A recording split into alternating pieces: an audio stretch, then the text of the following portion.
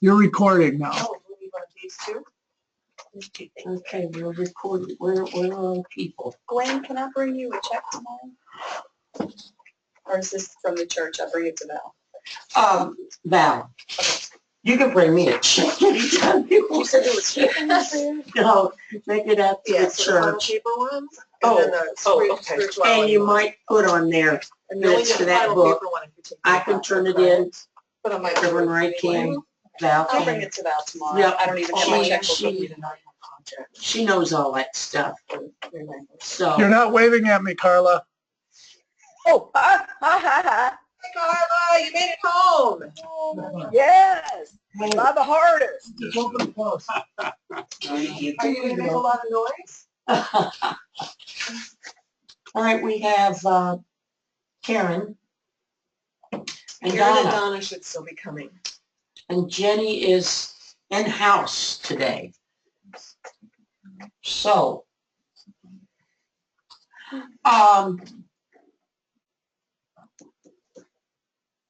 well, really, Carla, have you checked your email today? No. That's okay. I don't know. I've got 2 email addresses for you, and I know one really goes. Well, wait a minute.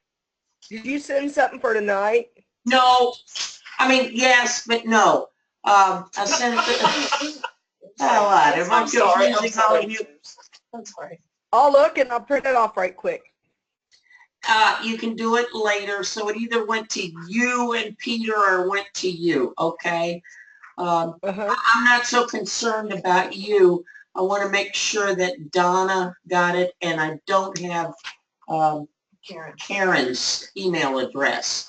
But that's, are they joining us? Valerie isn't there anywhere, is she? She's gone for the day. She'll be back tomorrow. You need a tech, or Okay. do you have another question? No, I was just going to, if I don't feel any better tomorrow than I do today, then I'm going to probably do everything from home. Is it your allergies, Carla? Yeah, I'm just feeling overwhelmed with them. And I know I felt bad for you because I was hacking next to you. Is it like sinus stuff? Try Flonase. Yeah, it's allergy. I use it every day. Oh, I've been on antibiotic and chest congestion thing, but it'll be okay. I sang to it tonight on my home. I just finished my 2nd round of antibiotics. Oh dear. See, I didn't get that far, which, Good. yeah, but anyway. All right, come on, Donna, come on, Karen. At the risk of sounding ignorant, Is that Karen? yep, hi Karen. Yes. Hi. You can't see it because of the thing up there. What did I do to get rid of that? Oh, got it. There's 2 little arrows. Yeah, just click on that and it'll minimize it. The 2 little arrows next to the X. Okay. Use the mousy thing. Yeah. Boy, I tell you, by That one, Friday. that one. There you go. Yay. Okay. Hey, Karen. Karen. Yo, Hi. I need an email address for you. Okay. You want me to just give it to you? Either I can get It's mine or. okay. I'll give you mine right now. Wait a It's minute. my name, KarenPatrick 108 @gmail.com. 108 Gmail. @gmail.com. Okay. And it's your full name. Okay. Yeah. My full name, Karen Patrick 108 @gmail.com. Okay. Great. All right. Let's hopefully we will get Donna. Did you pass those out, the 2 things? All right. I will send you tonight when I get home the 2 handouts that I've given folks. One is what I gave you verbally about our final assignment. I've changed a couple things. And so Woman's prerogative. it's not difficult, is it? No, no, not at all. You just added something. I did. I added something. Let me look at it and I'll tell you what I added. Does it make it more difficult? If it makes it more difficult, we can't do it. We had a No. I'll tell you one thing I did add. In your paper, which you're basically going to answer, what am I? And you're to include spirituality, mentally and physically. I also added socially. Okay.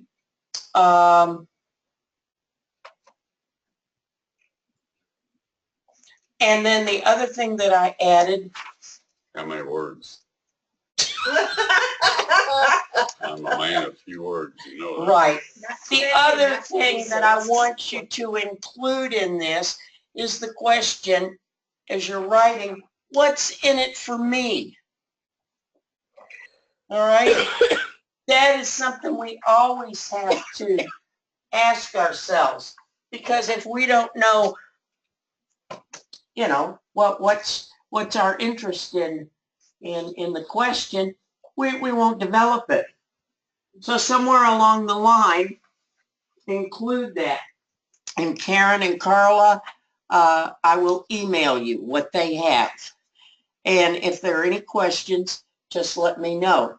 The other thing that I handed out is a fun thing. I think it's a fun thing. We all basically, well, except for maybe 2, the rest of us are in the same age group, and we like laundry lists. We do. We like check sheets. Just tell us what we need to do, we'll do it, and we'll move on to the next thing. So I thought you might have some fun with this. It's titled Rate Yourself Spiritually. So have some fun with this. This is your check sheet for this week. Let's see how spiritual you are. But I also, I'll come back. I also want to give it to you because yesterday we spent a great deal of time talking about oneness. The oneness of our Creator, of God, whatever name.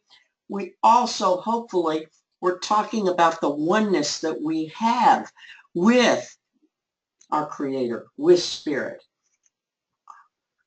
And we're going to get on it a little bit more tonight. It's all interconnected. It isn't a list. It's all interconnected. So, all right. Well, hopefully Donna will join us. Jenny has agreed to have our opening devotion, whatever. I left it entirely up to Jenny. You are on. And are you okay? You can hear us? Fine. Okay. Can you hear me? All right. You can hear me? Okay. So this is from a daily devotional called Resonate with Stillness. And it's not today's, but there were 2 of them. I did a meditation. I thumbed through the book. And there were 2 pages that kind of open together, although they're not anyway. So if we could just take a second and just close our eyes. Take a nice deep inhale. And as you exhale, exhale with a sigh. And just allow yourself to melt into your seat. Feeling yourself fully supported as you are in every moment. And if you feel comfortable leaving your eyes closed, I'll just read the 2 devotions to you. The first is, God dwells within you. If you surrender to him in your heart, you will become him.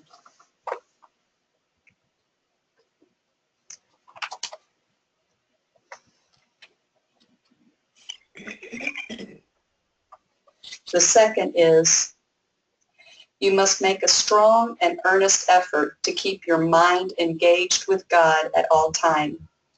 Self-realization comes through strong effort. God resides in everyone equally. He showers He showers his grace on everyone equally. His Shakti dwells in everyone equally. How we imbibe him is up to us. And Shakti, if you're not familiar with the word, is actually the female form of divine energy. And just taking another nice deep breath, allowing those words to settle in your heart, to find whatever wisdom and peace and meaning and comfort you find in them. And softly opening your eyes as you feel ready. Namaste. Namaste. Thank you, Jenny.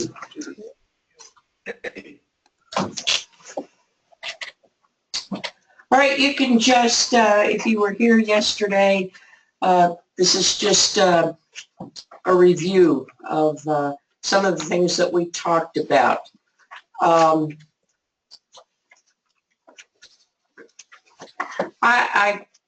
will have to say thank you to all of you yesterday for your sharing, because you got the wheels turning in my head, and this is the thing that I love about classes. You get me pondering, and I appreciate your sharing. Good stuff. All right, just as kind of a quick reminder of what is metaphysics. Metaphysics is concerned with matters that lie beyond the physical realm. That's a struggle, because we live in the physical realm, and we are used to living in that physical realm and making judgments based on our senses. So metaphysically, that can be difficult. Metaphysics deals with the ultimate reality through the lens of the heart, rather than focusing on simple, hard facts. We love hard facts. It's right there. We can see it. That doesn't work in metaphysics. Relative truth refers to the world of our senses, the world of appearances, while absolute truth refers to the realm of divine ideas. At the level of the absolute, truth is universal, unchanging, and complete. When we shift our awareness from the relative to the absolute, we are able to change our thinking and thereby use our power of thought to manifest greater good in our lives.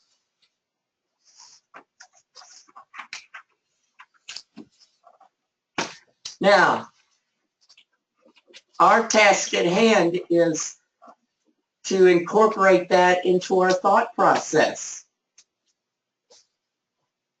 And when we sit around and we talk about it, we nod affirmatively and we understand that, and then we walk out that door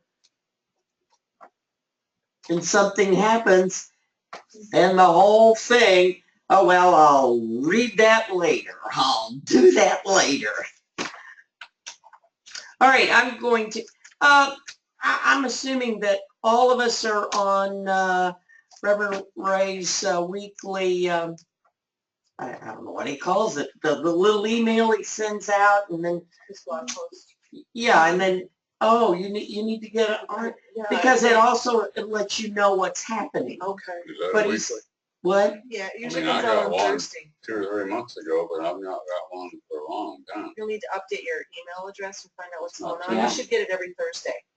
Yeah, it's right, the clipboard's right outside the door on the credenza. But these are Here just, it is on a Here it silver comes. platter. oh, wow, Thank you, dear.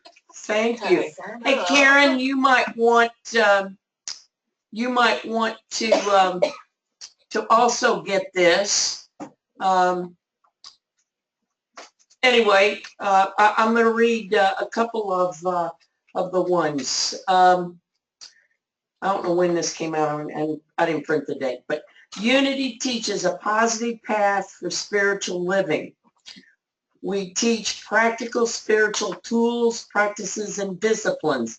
When we think, speak, and live our teachings, our lives begin to transform. When we think, speak, and live our teachings, we become aware of our limiting thoughts and beliefs and begin the process of changing our thinking and changing our lives. Okay.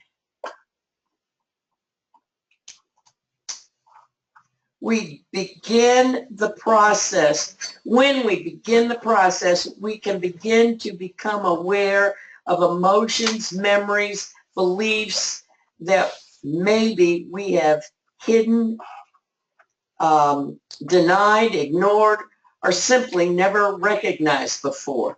This is the title of our book is Heart-Centered Metaphysics. And so we're talking about our feelings. We don't want all this stuff to stay in our head. We don't want to intellectualize it. So we need to be aware of our emotions. And, you know, as we talked about yesterday about being vulnerable, and we protect ourselves, and we put on our armor, or we put on our mask and our costume when we go out. We guard our feelings. So we need to get in touch with those emotions that we've ignored and hidden. And it's understandable why we want to hide and run. But if we do, we miss out. So that is one thing that that he sent out. He's around the corner. I don't want to say too much. His head will get too big. And then you have to go home with him, Robin. That's all right. I don't mind. Okay. These are little gems. They're not hard to digest. So we get them once a week. Take a look at them. And this is the other one. I'm just going to read part of it. We each have many stories that provide the foundation and the backdrop for our lives. These stories can be a source of joy or pain, comfort or sorrow, uplifting or limiting. But until we become conscious of the stories of our lives, we are reactive to the events and occurrences that happen on a daily basis. As A Course in Miracles teaches, we are never upset for the reasons we think we are. All right, and then he goes on with more. But I wanted to share that with you because the point that I'm attempting to make is this book. Gosh, how many chapters are there? 30 some odd chapters in here, and it's split up. The class is split up into 4 sections, and yet it really is all meshed together. And as much as I can say to you is don't leave each part in its own segment. When you take this information, incorporate it. And at the end of class today, I'll share how we can go about that. Okay. All right. Again, kind of a review of yesterday. Genesis 1:26. I think probably we're all familiar with this. Humankind is said to have dominion over fishes, birds, cattle, wild animals, and every creeping thing. Well, are two people that are doing metaphysical interpretation? Jenny and Stu. Jenny, okay. And everybody. Oh, everybody. Okay, you can work on that. What does that really mean? We have dominion over fish and birds and cattle and wild. All right, no. Metaphysically, we have dominion over our own ideas, thoughts, feelings, passions, and the whole gamut of that. Can I add a little piece? I heard a great sermon one time using that verse, and he had taken the Hebrew word, which I had no clear idea what it was, for dominion, and the real definition of that word that was used in Hebrew means to take responsibility for. Sure.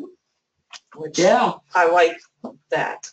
It changes a lot of the current concepts if you take it literally, but it can add so much more metaphysically too. Thanks. Yeah. Stop blaming other people. Take responsibility. And Melvin just said we stop blaming other people. Yes, Melvin, but that's so much more fun. It's easier. It comes We can look naturally. at them. We don't have to look at ourselves in the mirror and have those eyes looking at us. Except when we're looking at them, we are looking at ourselves. In the Yeah, mirror. okay. In reality, we have no independent mind or consciousness. There is only one universal divine mind, one beingness, and we seem to have independent and separate consciousness within that mind. Hi, Donna. Hi, Donna. Sorry, I had my iPad did an update and I didn't think I was ever going to get it to come back up. That's just fine. You're with us now. It is by our thoughts and feelings that we transform our inner world as well as the seeming outer world. All right. Now, I want to, I have been through, this is an interesting book. There is not just a chapter on oneness. It's scattered through the whole book, as it should be. But anyway, I came across something here that I want, I have seen this illustrated, and I thought, well, heck, I don't know where this fits in, but we're going to, metaphysical guilt and malpractice.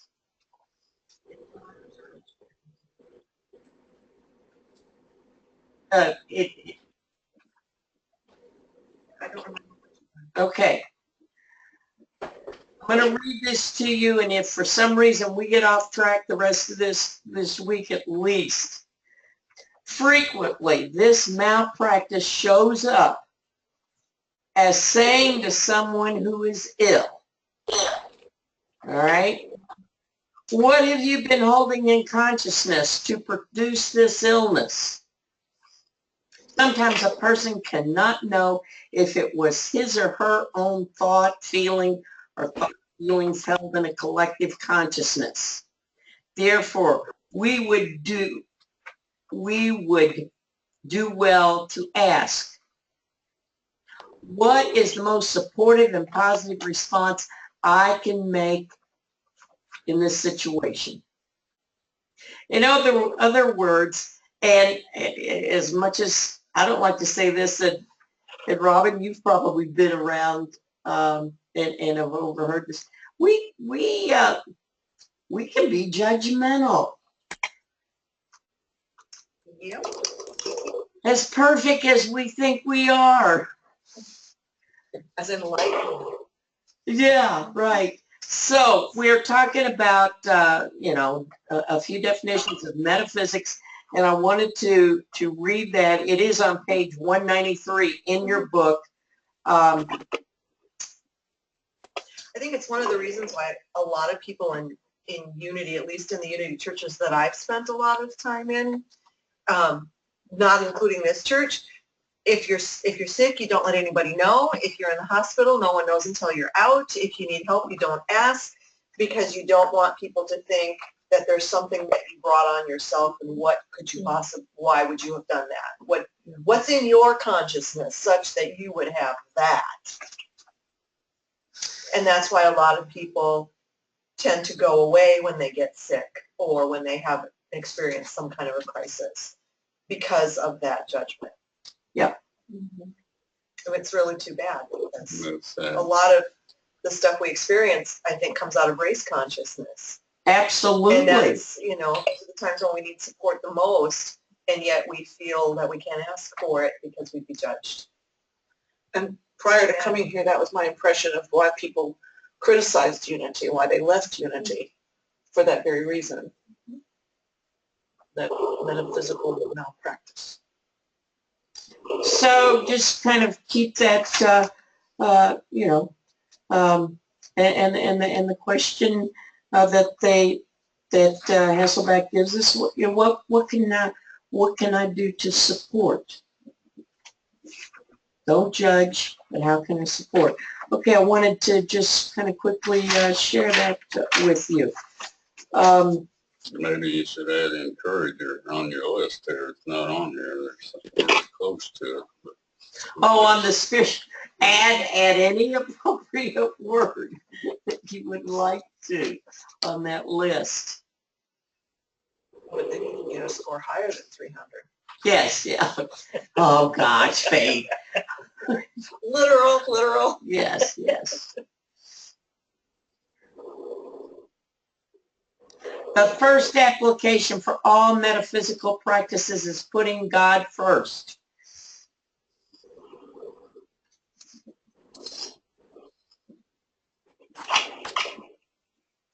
What God is, and putting this first.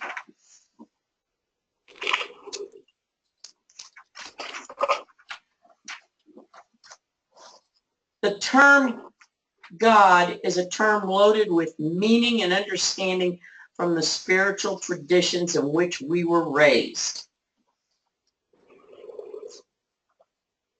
We cannot truly and fully define the divine because it is more an experience than a definition.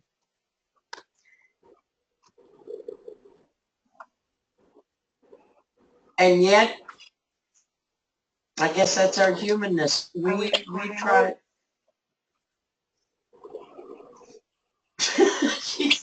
Sorry. You know, I have no idea where that Oh, right.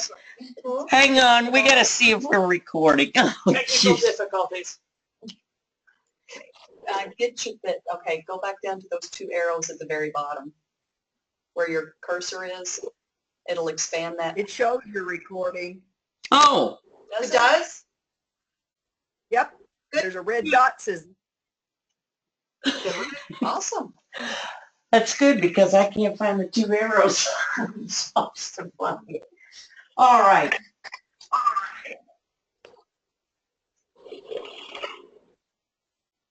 All right, again, we cannot truly and fully define the divine because it is more of an experience than a definition.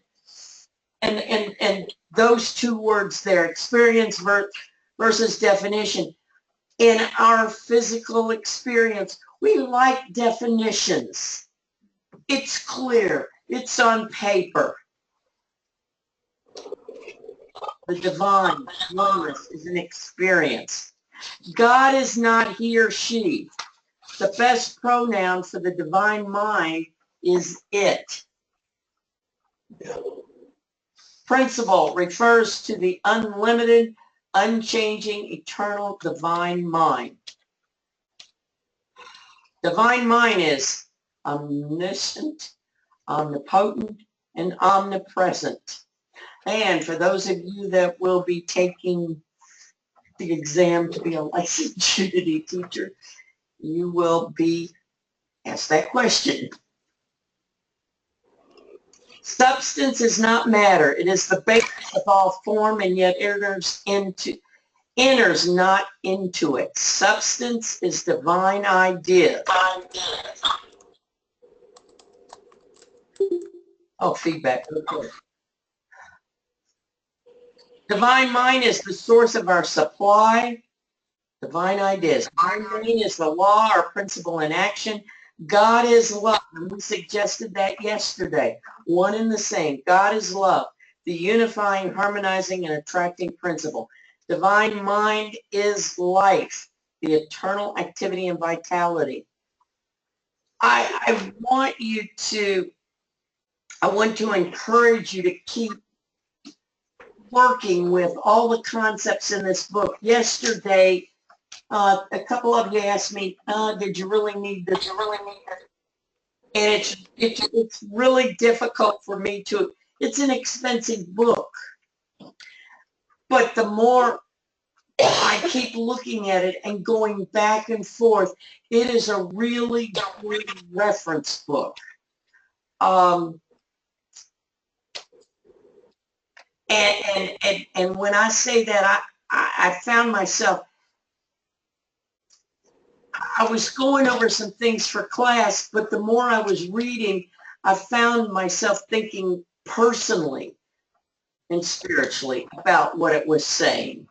It's easy to read. So if you can pick up the book. I don't know that you need the workbook. If you're going to end up teaching, then the workbook will help. It goes together.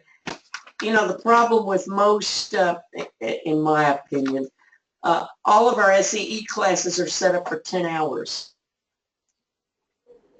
There is way more information than 10 hours. So anyway, it can be helpful. All right.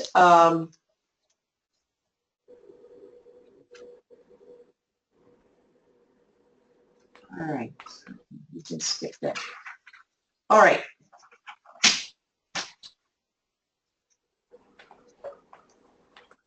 I am looking at, okay, I want us to take a look at chapter 19, the 4 functions of consciousness.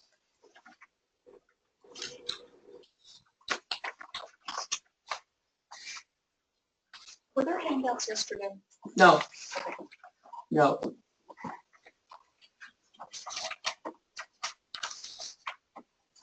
Life is consciousness. Change your mind, change your thoughts and your feelings, you will change your experiences. That's one of those really, I mean, it just makes all kinds of sense. Sounds easy. Change your mind, change your thoughts and feelings. You'll change your experiences. That's also one of those things that gets put on the shelf. Well, I'll do that tomorrow. In changing our own consciousness, we change our experiences of the world and may change our outer lives and circumstances as well. Raising consciousness begins with remembering and becoming ever more aware of oneness. We always come back to oneness. The ultimate goal is to realize Christ consciousness. And we can have experiences and live from various types of consciousness as well as in various levels of consciousness. We can be a victim, we can be a victor.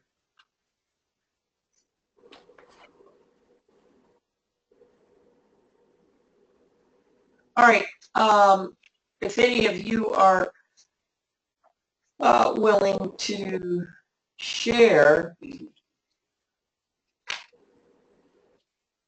in changing our own consciousness, we change our experience of the world and may change our outer lives and so outer lives as well.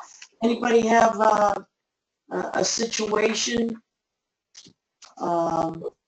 where you put that in practice?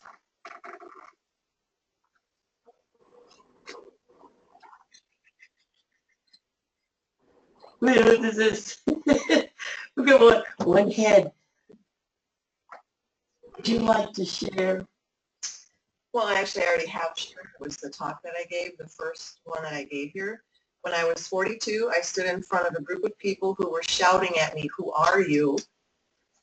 And the only answer, when I got all of the answers that I could come up with in my brain were gone and I had nothing left, what came out of my mouth was, I am the person who is in charge of my life. I'm the one who decides. I'm the one who gets to make those decisions. Out of that, I left a marriage that was not working. I got 2 degrees in college in my 40s, never had gone to college before that, but always had wanted to. Created a relationship with Ray, created the job of my dreams at that time, and we were in a position to move to Louisville and serve his church. None of that would have happened had I not been able to say and believe that I was the one who was in charge of what my life looks like. And then I got to make the decisions that allowed it to look the way I wanted it to. But I was in my 40s before I realized that I didn't have to let people make my decisions for me. And changed everything. The very first part of what you just shared, you were talking to...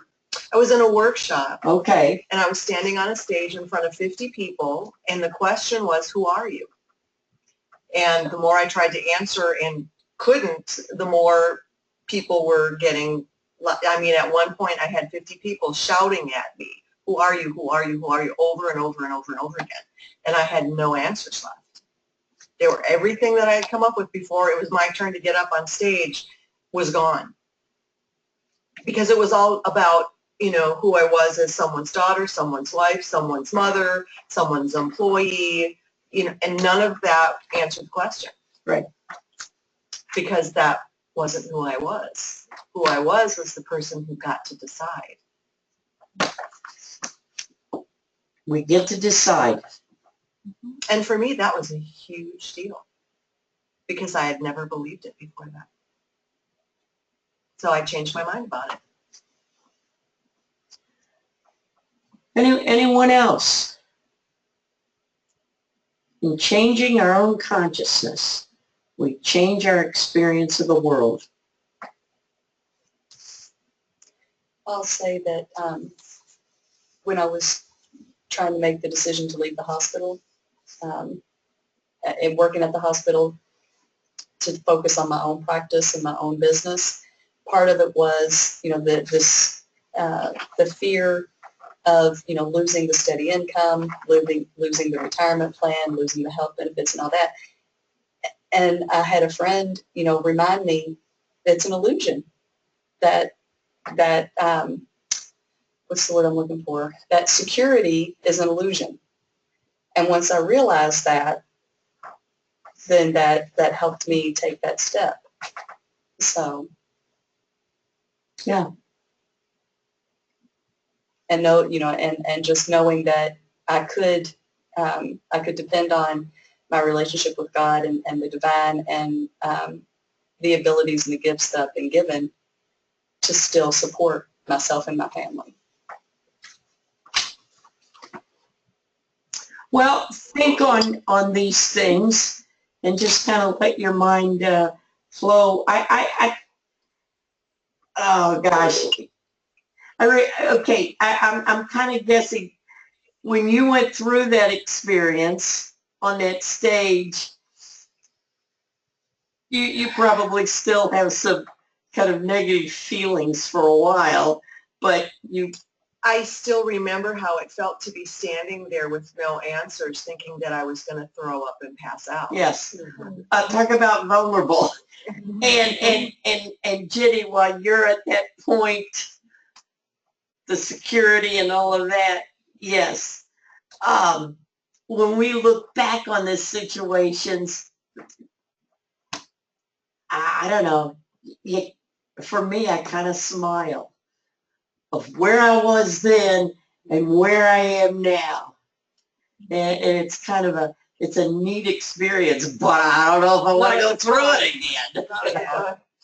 Well, and I look back on it now and think, how could I have gotten so old without knowing that? I mean, how could I have been in my 40s before I figured it out? But the time was right. I'm in my 60s. You know, I went through today when Rev Ray was teaching and backtracked. You know, I double checked the dates and everything. First of all, you know, the things that we talked about with Myrtle, about her being educated, her traveling on her own. She was also older than Charles. How often did that happen then? And, you know, she was in her 40s. They were both in their 40s when they had their revelation. So I'm like, okay, I'm not so far off track. Because yeah, there's a part of me thinking I have wasted. How many years of my life have I wasted? I should have already known this. You know, and I did know it. It was just allowing myself to acknowledge it. From the perspective of in my 60s, I've done a lot of looking back because I've changed so much. And I'm not working now by choice. I know I could still get a job, but it would be just a job. And when I look back, I've had full-time jobs with benefits and have been absolutely panicked about my finances. And now I've got a friend who can't understand why I'm so happy. I probably financially have less, but I've never felt richer because of the change in perspective. And I don't see any of what I've been through as a waste. It's not time wasted. Yes, I wish I had known some of this stuff in my 40s, but I wasn't ready to take it. I wasn't ready to deal with it or to make these kinds of changes. And I told somebody today that I am absolutely convinced the situation I'm in now is temporary. And I'm loving now. So I have no idea what's coming, but it's going to be great. Because I know it. I can relate to what Jenny said a lot. Go ahead, Doctor.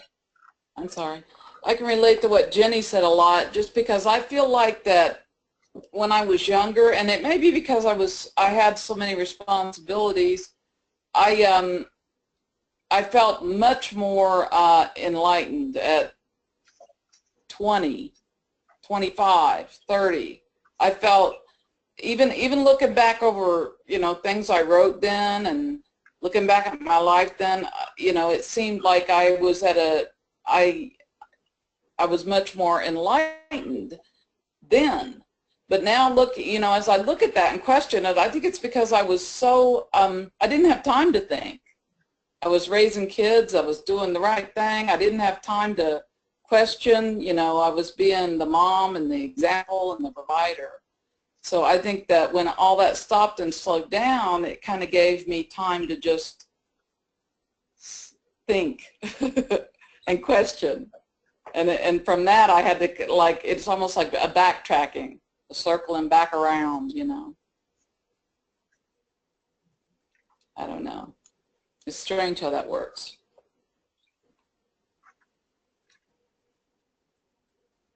Well, we are where we are supposed to be right now.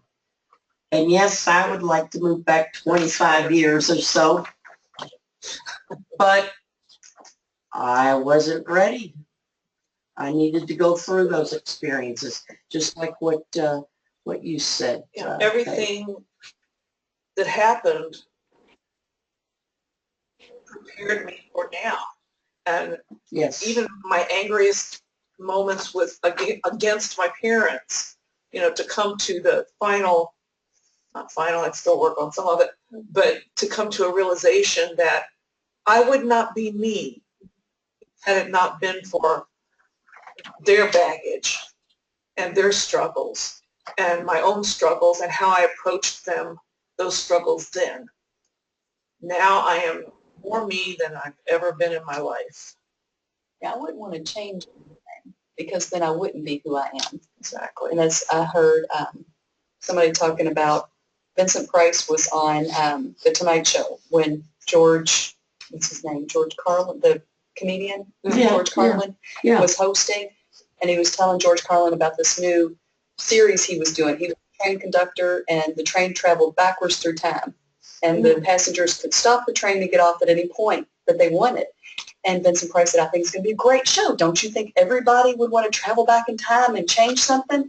And that relating the story said that George Carlin just kind of, sat back for a minute and played with his chin. He goes, no, because if I hadn't gone through that, I wouldn't be who I am now. And I like me. Right. And the show never took off.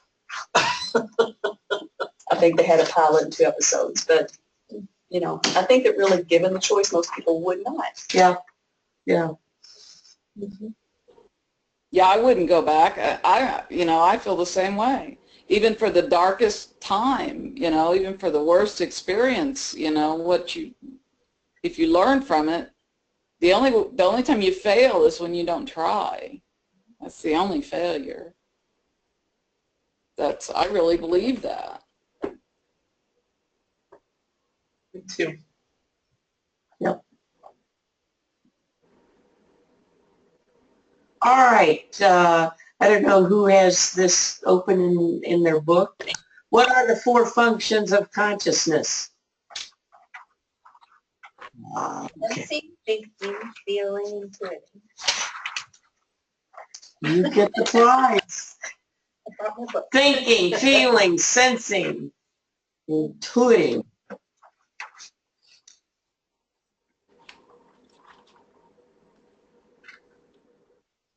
All right, thinking. Well, no, sensing. We'll do that first. Sensing refers to our use of our 5 senses to experience the outer world. And boy, are we good at that. Thinking is the formulating process of mind, known as the intellect, which translates what we sense as well as divine inspiration from our divine nature into mental concepts. Feeling is the function of consciousness by which thoughts are empowered and made personal. Intuiting is direct inner knowing. It is the function by which we become aware of divine ideas.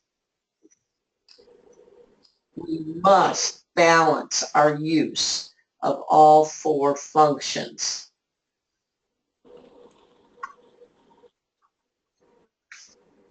Hard. Oh, what a great segue into what I'm going to give you next. Well, I took all those psychological tests, sometimes for a purpose, sometimes just for fun because it's interesting. And feeling and intuiting, depending on the test or the whatever, I'm off the wazoo for it. And so I really have to, but yet at the same time, I've spent most of my life trying to figure out what other people expect of me. So I use the thinking stuff because I think that's what you're supposed to give them instead of following my gut. So it's taken me a long time to connect with the intuition and the feelings, even though that's how I operate by nature. So I had to, so it's like the balance almost is a negative to me because it's like, hey, I'm just getting into my own, I intuit things and I trust my intuition. And I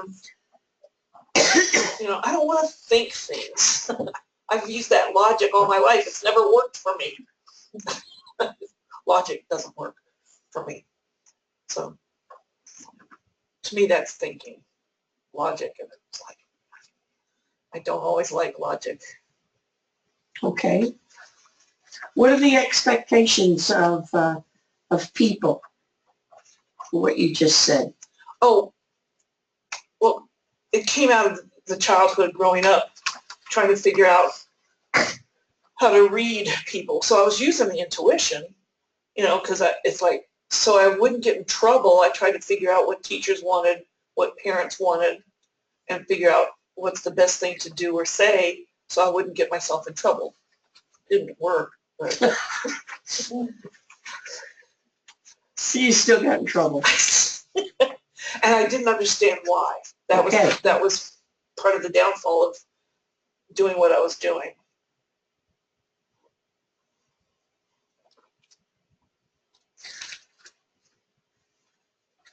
Give some time to chapter 19 that discusses the 4 functions of consciousness. Just get a feel for it and just kind of let it set, let it percolate. Okay.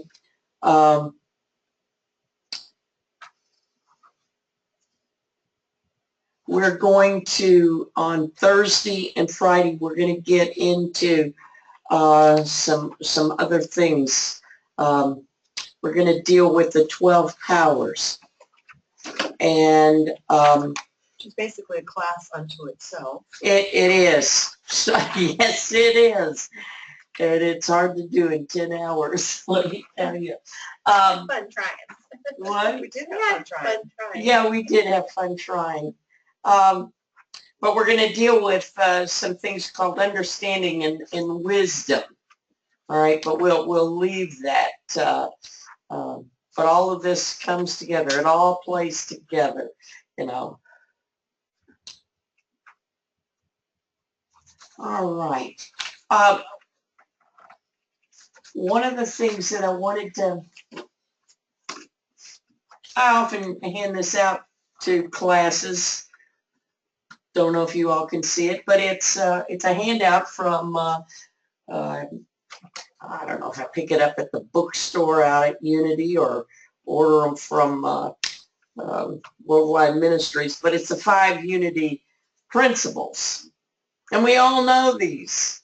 Yeah, we know these. We know these. We got them down, you know. God is all good and active in everything, everywhere. 2, I am naturally good because God's divinity is in me and in everyone. All right, I'm going to stop with those 2. God is all good and active in everything, everywhere. I am naturally good because God's divinity is in me and in everyone. We believe that, don't we? Sometimes. Do we believe it or do we know it? Do we believe it and do we know it? I mean, if you don't know it, I practice being awake to it. You practice being, okay, here's what I'm leading up to. How many times do we beat ourselves up? I celebrate. Okay, good. So you are at the point where you celebrate.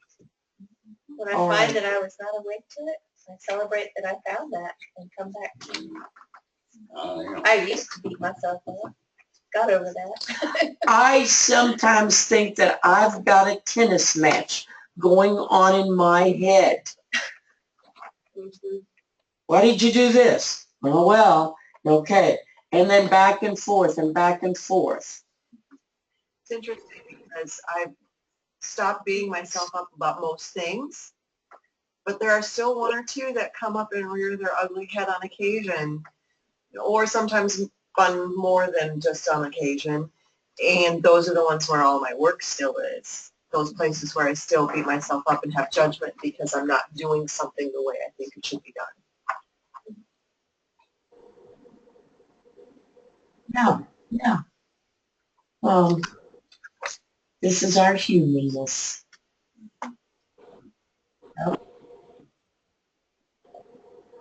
And the second one, I am naturally good because God's divinity is in me and in everyone. And then I'm kind of hanging my head, thinking, oh, of course, you're beating yourself up. I ordered library. Louise Hay's Mirror Work. It's her new book. And I'm looking forward to getting it. At the same time, I'm dreading it. Okay. Because I've got other books of hers where she talks about it. And I will do it for a couple of times, like a couple of days, and then like, oh, this is too hard to look at myself in the mirror and accept myself like that. And even though I do like myself now much better than I've ever felt about myself, ever, there's still that residue of garbage that's hanging around. That it's like, okay, it's about myself. The teaching from childhood about, don't be so self-centered or whatever. We all have that baggage. Fortunately, we're in a situation where we're kind of uncovering it, figuring it all out, and we know where, we are going. All right. We've got to maintain, with these 4 functions of consciousness, we've got to maintain balance. And I want us to spend the next few minutes talking about balance.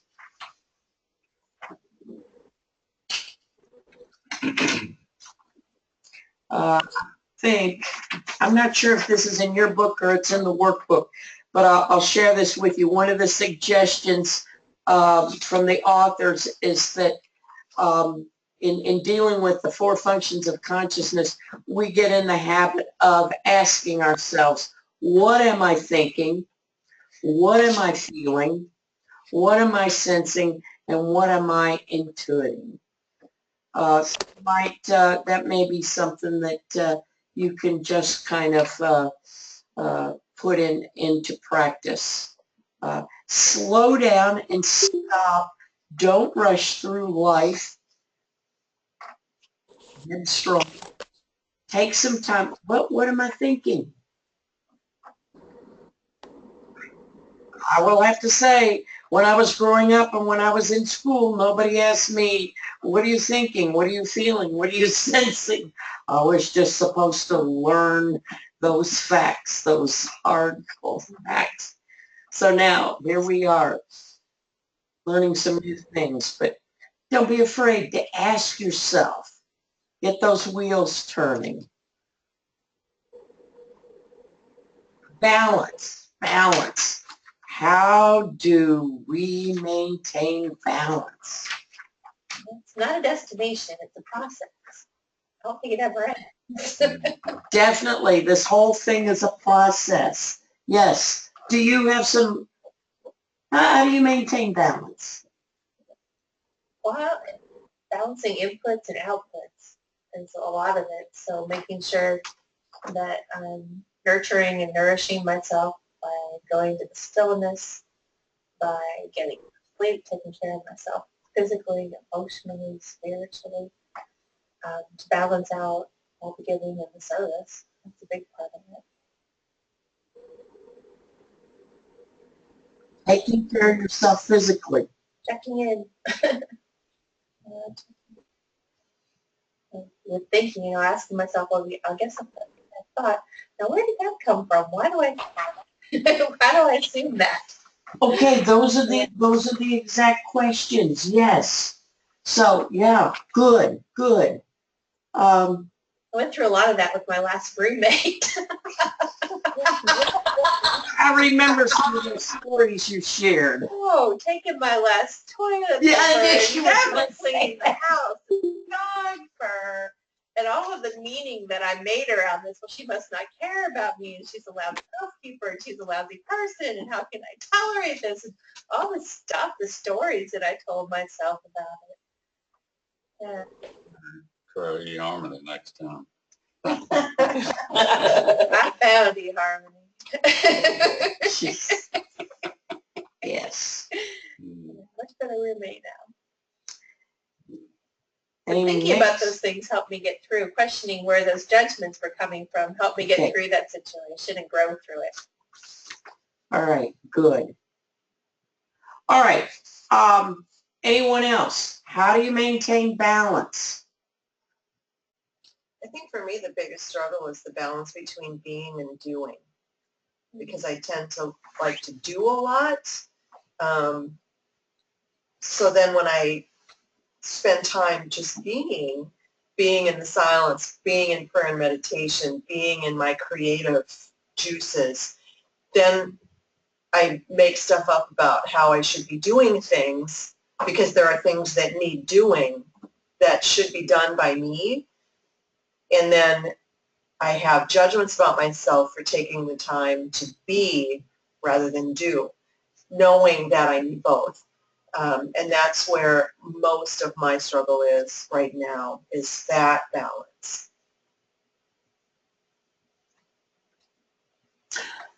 In just a moment, we're going to come back to Robin. She's given me permission to use her as an example for all of us to learn. But anybody else? Well, Melvin, let me ask you. How do you maintain balance? And well, do you have any thoughts? Well, I don't have too many goals. I mean, I have one, and that's for more love, joy, and peace in my life. And that is internal. I certainly have a lot of desires. But if I keep focused on that, and I know there's certain things for me right now that bring that about. Okay, so you know the things that bring about peace. They continue to change. Yeah. Sure. And some I still procrastinate on, but Well, I just want you to know you're in good company. Yeah, but I'm learning to be patient with myself. Ah. And right now, I'm doing the best I can. Period, with an exclamation point. Yeah, yeah. I refuse to criticize myself anymore.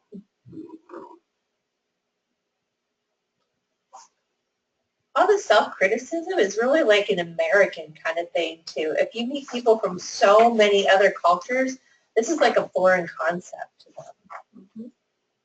That shocked me when I met people from other places, Europe and India, it's Asia especially. It's, oh my gosh, they don't do that. Right.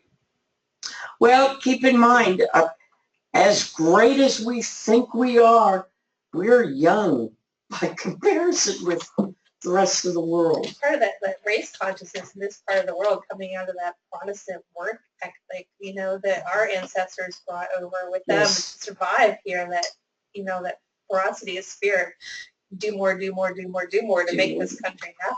Yeah. We inherited all that, whether we're aware of it or not. Yeah. We absolutely did. And we reward people that are on that hamster wheel doing all of this. All right, Robin, we had an interesting discussion before class started yesterday, and I asked her if I could go back and share this. Find a way for balance. And we share lots of different ways, but everybody has to find their own thing. One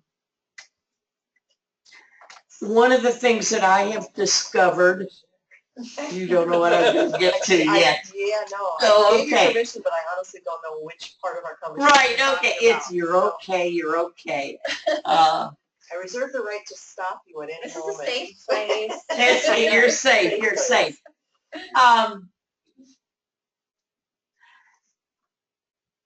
Well, I'm going to share what I do.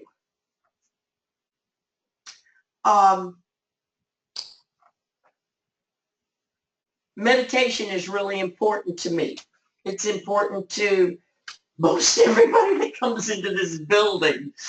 However, I have learned that in this area, in the school system, and we're doing stuff with the children, we don't use that word meditation because certain groups get up in arms. But at any rate, I've kind of combined three things, and this has been over the last couple of years. And I start with mindfulness activities, and then I go to meditation, and then I go into a time of silence. And it really kind of works for me, all three of those. All right, now, yesterday, Robin was sharing with us about this, I'm going to embellish the story, all right? This huge basket of clean clothing that is sitting in her house, and she is obsessing about this clothing. She's wiped out, she's worked, she's been taking classes, she doesn't want to go home and deal with that, even though it's clean. She knows it needs to go in the little, anyway. Go where? It needs to get put away. Yeah, put away. See, we got a different system because I just work out of the basket. That's good, that's Well, good. it's a great system, doesn't work for me. No. All right. That's my See, that's all I was going to say. That's all I was going to say. But I'm going to suggest this, whether it's this basket of clothing or one that will be coming next week or whatever you do the laundry, There's okay? always another, yes. As you take each article of clothing, slow down your thought process and think about it. Now, I don't mean think, oh wow, I need to iron this. Oh, I really like that top. Just slow down the whole process, fold it up, put it in its place, but make it an experience. I like the feel of this sheet. Even though it's the fitted sheet and the heart is, you know what, to cold, but I know I can do this. You know, I can tuck this. I can fold this. I can fold that. Oh, now Just don't get too, because I can't do what you're doing. It just gets wafted up. Anyway, my point is, don't look at it as this overwhelming task facing you. You got a whole basket of clean clothes. And I didn't wash any of it. Hey, it's getting better all the time. I try and be grateful when I'm doing the laundry, first of all, that I have a washing machine and a dryer and I'm not actually washing like in the river on rocks. You know, I don't have the wringer washer like I grew up with when I was a kid. It's easy. And I also try and be grateful that I have things to wear, so I don't have to worry about that. And I try to be grateful for the service that each article of clothing has provided for me, because I've had a lot of it for a very long time. And I've kept it because I appreciate it and I like it. So I try and be grateful in the process. It's harder to be grateful for it when it's sitting in a basket in front of the window. It just is. Okay.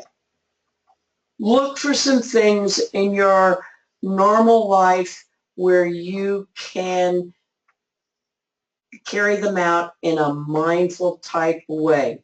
Whether it's the basket of clothes or it's washing dishes. For me, And, oh gosh, all these allergies, I don't even, I absolutely love being outside. And it doesn't matter what I'm doing. I find that I slow down. I don't know, Carla, are you this way? Carla and Peter have a few acres and have to mow grass and things like that. It changes me. It absolutely changes me. And of course, being outside in nature kind of adds to it. Okay, I don't want to keep going on and on. Find those things, and it'll be individual with you. I'm guessing Shelley probably has the same experience when you're sitting down with some acrylics or oils and a canvas, and just kind of let your mind go. I don't know what it is, but find those things in our daily life that will come back and help us establish balance. Thich Nhat Hanh suggests that you wash dishes as if you, or cook or whatever, as if you're cooking for the Buddha or for Jesus, and see how that changes how you would wash that dish or cook your meal or fold the laundry or whatever. Because you are. I can wash the dish and feel comfortable that I'm doing that for Jesus or Buddha. If I've got to cook for them, I don't know about that one.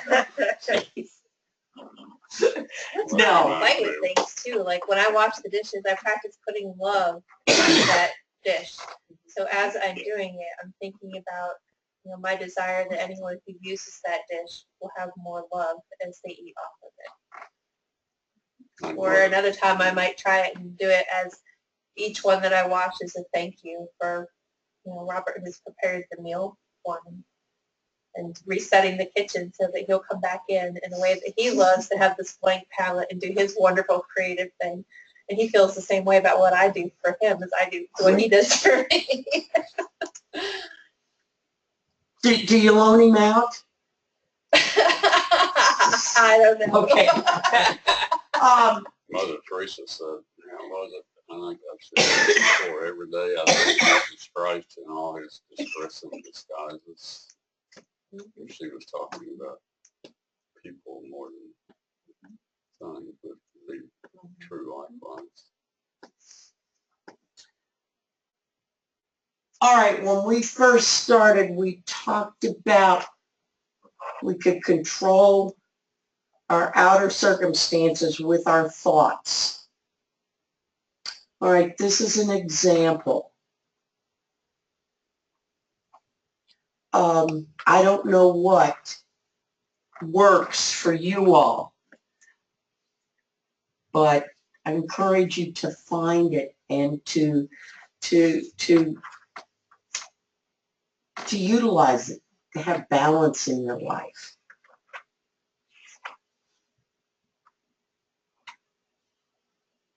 And let's face it, as soon as we walk out these doors, we have enough people we'll run into that think we're crazy. We just come right back into our group. We support each other and reinforce each other. It's a measure of our spiritual progress. The crazier people think we are, the better we're doing, because that means that we're getting more and more distant from what the normal is out there in the world. Yeah. I was taking the Hannah Kroger classes, Bobby. Mm-hmm. The lady leading the class, she was kind of just making a joke, but how everything we were doing was crazy, the Hannah Kroger, the homeopathics, and using the pendulum, and this one thing and another. And she said, but more people are doing this, so we're going to have to find something else to make us crazy. So.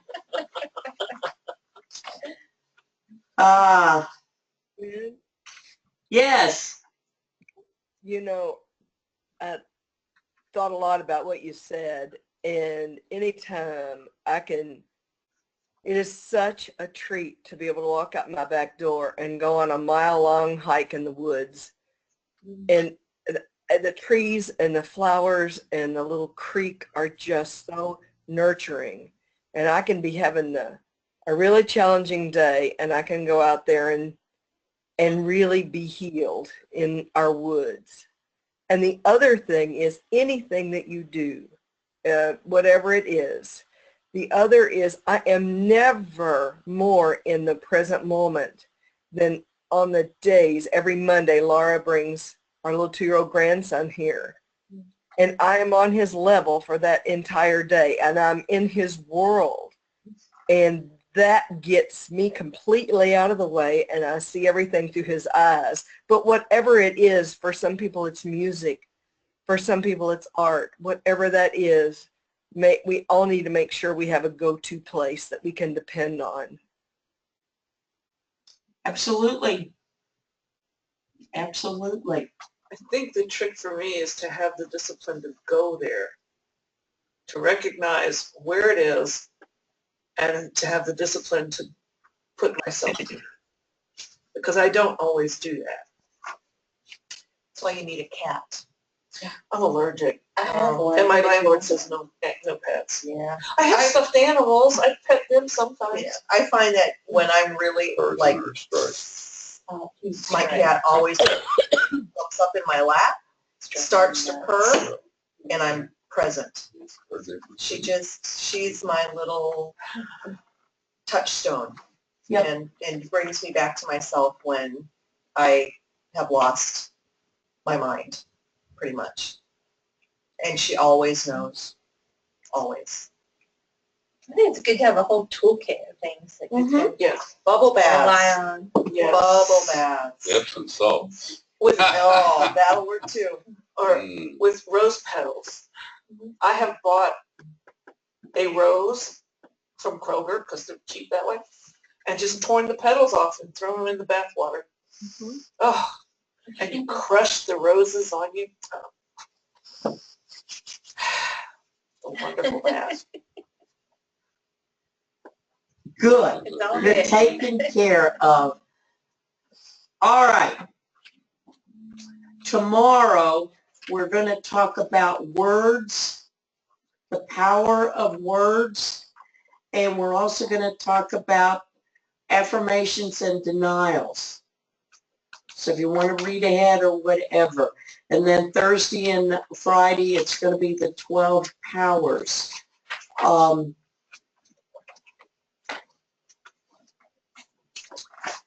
And that's how things are going to go. So say it Gwen. So tomorrow is words and the power of words, did you say? It's the chapter on 21, word. 22. Okay. Yeah. Yes, chapter kind 21, of word, chapter- yes. No, I tell you that the information and the discussion points in all of these SEE classes, I mean, that for me, they're just really good. And that, going through the chapters where they cover this week, and I'm thinking, we can't do this. There's too much more. And I really did not want to teach this. I think the easiest thing is to come in and lecture and give you information. I wanted you all talking. I want us processing what it's saying, and we bring it together, and it becomes, part of us. So anything anybody wants to say? I'm curious. How You are. I am. All right. Jenny's curious. How do the classes, the SEE classes that we do here, is that differ from the way they would be done at the village? Or is it just an individual teacher? The last part of what you said, I give Unity just all kinds of credit on this. They have worked very hard to create course syllabus and have an outline. So in theory, you could take this class here at the village, any of in California, New Mexico, Canada, and you will be covering the same information. So they're there is consistency. Now, the consistency can break down if your instructor doesn't follow the syllabus. And I have had classes. I had one class a retired minister taught. It turned out it was a great class. We never hit the topic. Never. He didn't know there was a course syllabus. And at that time, they were talking about the tests that you would take when you became a licensed Unity teacher, and I'm sitting there obsessing over this. How am I going to pass this class? We haven't even talked about it, you know. But it all works out. It all works out. But there is consistency, and so when you finish, golly, how many classes are there in the personal development? 30. You're just about done. I don't know. 25? 25 or Something so. like There's great consistency in all the Unity churches. Yeah, I just think it's a fabulous program. My difficulty is I'd like to see them up the hours a little bit, because if you get a good group, as you all are, and you start talking, and that's, to me, is the important thing, when we start talking about what it is. So, all right. I think Carla is, you are on track, Carla, to be a licensed Unity teacher.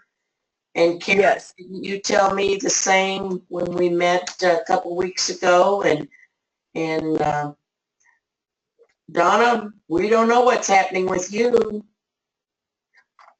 Writing songs, making movies, taking classes. You're busy. I'm growing. Yes, yes. We all are. We all are. Okay. Any questions? A comment. Okay. I did not know what you were talking about the other day when you, and it has to be part of our final paper about what are you? And I was thrilled this evening to find that it's all available online through truthunity.net, the whole book. Yeah. Now, Carla, your What? final paper has to come from your head and heart. Yes, yes. Of course. All right. And a little bit of research, dang it. Okay. I guess that is about it for tonight. Robin. Yes, ma'am. I want to give you the opportunity to redeem yourself, since we discussed your basket filled with clothes. Okay. We're going to get to more important things than a clothes basket. Okay. How about closing us in prayer? Oh, I can do that. I know you I can. was scared there for a second. Somebody else. Never be afraid of me. So we just say thank you, Divine Spirit, for this wonderful class, for all of these connected hearts and minds and souls, knowing that as we journey towards enlightenment and more knowledge, we're journeying together. And we say thank you for the information in our book, for our instructor, for our fellow students, knowing that each of these things is helping us along our path. And because we are so grateful to be on this path, we say thank you, God. And so it is. Amen. Thank you, God. Okay, Carla, rest up. Be healthy. For sure. Karen, hope you're doing okay in Indy. And Donna, Bye. you're going to get yourself ready for Friday night, right? Somehow. All right. Somehow I will do that. See you all tomorrow. I'm going to try to come in tomorrow for a bit, so. Okay. Bye, you all. Night. Good night. And then I'm doing the You're doing whatever opening, I fully expect you to bring in the basket of clothes. No, You I know, am it's go- called I'm- show and tell. I'm not bringing the basket of clothes because hopefully they will no longer be in the basket after tonight. I think going to bring the grandfather. What? I'm going to bring the grandfather. The crystal bowl that we're fostering. Oh, called oh, the okay. grandfather. I didn't know literally. It's called the grandfather. We have a guest. I'm thinking we'll be Oh, playing with the wow. grandfather tomorrow. Okay, okay. All right. Okay, I will give this back to you Friday after class. You're That's done. okay. Well, we Yeah, didn't yeah, take we a did. break. Do you take breaks? He says, let's take a break when everybody's walked out of the room. We're still recording. Oh, gosh. I will not be able to be here Thursday night, so, I mean, I'm not taking it for credit anyway, so I won't be either. I'm just doing it, so.